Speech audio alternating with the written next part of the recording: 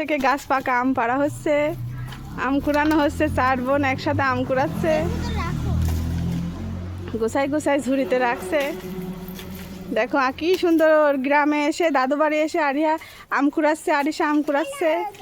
হ্যাঁ, তোমরা লাইক দিয়ে দাও, সাবস্ক্রাইব করো। এই দেখো আম পাড়া হচ্ছে, এই আরিশার বাবা আম পাড়ছে। গাছের আম পাকা পাকা টসটসা, এক ঝুড়ি আম, এক ঝুড়ি আম হয়ে গেল পাকা পাকা।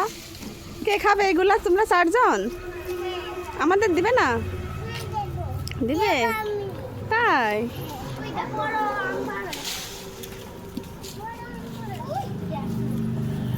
কাঁচা পাকা আম।